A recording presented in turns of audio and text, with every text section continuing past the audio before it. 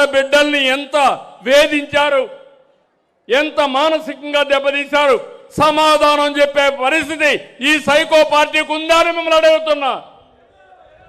వీళ్ళు కావాలన్నా మీకు అని అడుగుతున్నా ఇప్పుడు. కానీ మీరేంటంటే మాకెందుకు వచ్చింది, నువ్వు పోరాడు, మేము చూస్తూ ఉంటాం అనే పరిస్థితిలో ఉన్నారు. మీరు ఉన్నారు. నేను అడుగుతున్నా, ఇలాంటి వ్యక్తి ఆ రాజకీయ పార్టీ లేకపోతే ఇంట్లో నుంచి బయట వస్తాడని అడుగుతున్నా. ఇలా నేచర్ ఉండే వ్యక్తి మీరు ఆలోచించుకోవాలి. ఇవి రాష్ట్రాన్ని సర్వనాశనం చేయాలనుకుంటే కాపాడుకునే బాధ్యత నా ఒక్కడిదా, మనందరిదా అని మిమ్మల్ని అడుగుతున్నా. మనందరిదాన్ని చేయలు పైకెత్తండి. మన పిల్లల భవిష్యత్తు కోసరం ఇప్పటికే నష్టపోయాం. 2014 విభజన, రాజధాని లేని రాష్ట్రం, ఆదాయం లేని రాష్ట్రం, తక్కువ ఆదాయం వచ్చే రాష్ట్రం. 2019లో విధ్వంసం, 2024లో ఇప్పుడిప్పుడు రికవర్ అవ్వడానికి ప్రయత్నం చేస్తున్నాం. కనీసం ఒక 10-20 సంవత్సరాలు ఉంటే ఎక్కడికక్కడ మనం ముందుకు పోయే పరిస్థితి వస్తుంది. అప్పుడప్పుడు తీవ్రవాదుల గురించి మాట్లాడుతున్నాను. వాళ్ళు కూడా ఎక్కడో అడవుల్లో ఉంటారు. ఒకసారి వచ్చి అటాక్ చేసి మళ్ళా వెళ్ళిపోతారు. అంటే భయభ్రాంతులు చేస్తారు. ఈయన అంతే, ఎక్కడో ఉంటాడు, అప్పుడప్పుడు వస్తాడు ఇక్కడికి. వచ్చి ఒక ఇష్టానుసారంగా మాట్లాడి బెదిరించి మళ్ళా పారిపోతూ ఉంటాడు. ఇలాంటి నాయకులు మనకు కావాలని అడుగుతున్నా. సమస్యల పైన చెప్పండి, నేను పోరాడతా. వాస్తవాలు మాట్లాడండి, నేను జవాబిస్తా. కానీ అమరావతిలో అవినీతి జరిగిపోయిందంట. అమరావతికి 2 లక్షల కోట్లు కావాలంట.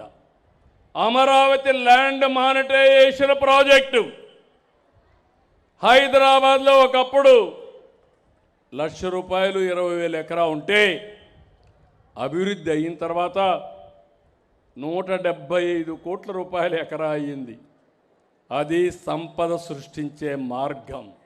ఇది మీరు చేసేది విధ్వంసం. ఇప్పుడు అంటున్నాడు విజయవాడ, గుంటూరు, మచిలీపట్నం అదే చేస్తున్నాం CRDA.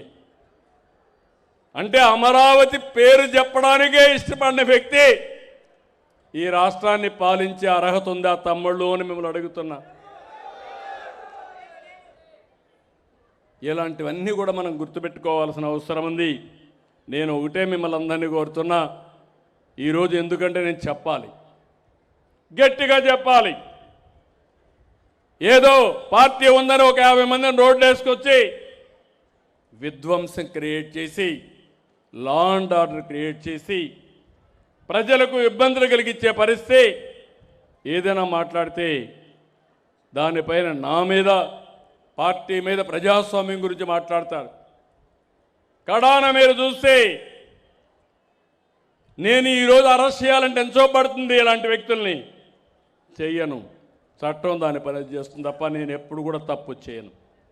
అదే ఆ రోజు మీరు చూడండి, నేను నంద్యాలలో ఉంటే నోటీసు కూడా ఇవ్వకుండా నన్ను దేశపై ఏ తప్పు చేయకుండా జైల్లో పెట్టేశాడు.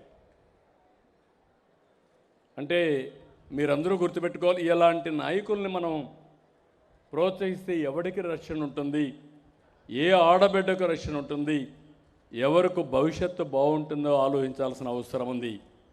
అందుకే అప్పుడప్పుడు పవన్ కళ్యాణ్ గురు కూడా అంటారు, నేను కూడా చెప్తాను మీ అందరికీ, మళ్ళీ మనందరి జీవితాలు బాగుంటే ఇలాంటి వ్యక్తుల్ని చరిత్రలో మర్చిపోవాలి.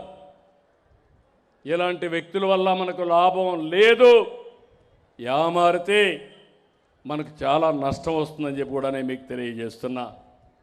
ఇక్కడికి వచ్చినప్పుడు నేను ఒకటే హామీ ఇస్తున్నా, ఈ సభ ద్వారా ఈ ప్రభుత్వం అన్ని విధాల ప్రయత్నం చేస్తాం, సర్వశక్తులు ఒడతాం. ఈ రాష్ట్రాన్ని 2047కి భారతదేశంలోనే నెంబర్ 1 రాష్ట్రం ఏదంటే దానికి